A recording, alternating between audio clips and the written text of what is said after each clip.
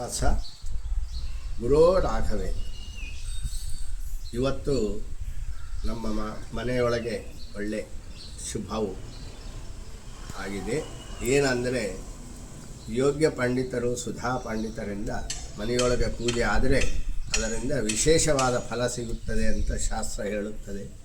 ಆದ ಕಾರಣ ನಮ್ಮ ಅಳಿಯವರು ಮತ್ತು ಮಣೂರು ವಿದ್ಯಾಪೀಠದಲ್ಲಿ ಅದ್ಭುತವಾಗಿ ಸುಧಾ ಮುಗಿಸಿಕೊಂಡು ಮತ್ತು ನಾರಾಯಣಪೇಟೆ ಕ್ಷೇತ್ರದಲ್ಲಿ ಸುಪ್ರಸಿದ್ಧ ಪಂಡಿತರಂದು ಖ್ಯಾತರಾದಂಥ ಅಶ್ವತ್ಥಾಚಾರ್ಯರು ನಮ್ಮ ಹಳೆಯ ಅವರಿಂದ ಒಳ್ಳೆ ರೀತಿಯಾಗಿ ಪೂಜೆ ನಡೆದಿದೆ.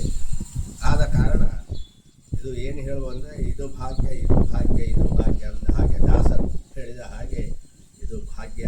ಯಾಕಂದರೆ ನಾವು ಇಷ್ಟೇ ಇದು ಇದ್ದರೂ ಯೋಗ್ಯರಾದಂಥ ಪಂಡಿತರಿಂದ ಮನೆಯೊಳಗೆ ಪೂಜೆ ನಡೆದರೆ ಅದು ಸಕಲ ಅಭೀಷ್ಟವನ್ನು ನೆರವೇರಿಸುತ್ತದೆ. ಇದು ಶಾಸ್ತ್ರ ಹೇಳುವ ವಿಷಯ. ಅದಕ್ಕೆ ಇವತ್ತು ಸುದಿನ ಪಂಡಿತ ಅಶ್ವತ್ಥಾಚಾರ್ಯರಿಂದ ನಮ್ಮ ಮನೆಯೊಳಗೆ ಇವತ್ತು ಪೂಜೆಯಾಗಿದೆ.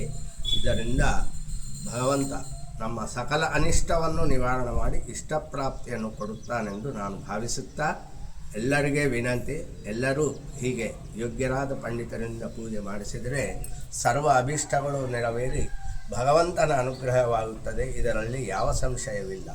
ಹರೇ ಶ್ರೀನಿವಾಸ ಗುರು.